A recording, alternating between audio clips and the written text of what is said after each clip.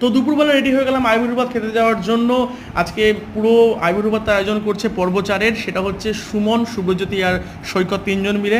হালাকি শুভ্র আমাদের সাথে physically present ছিল না, ভার্চুয়ালি ছিল। এখানে সৈকত আর সুমন দুর্দান্ত আয়োজন করছে, প্রচুর খাবার দাবার অভিজ্ঞতা আয়োজন করেছিল ওরা, আর পুরো একদম ডালাপালা সাজিয়ে এরকম একটা ব্যাপার হয়েছিল।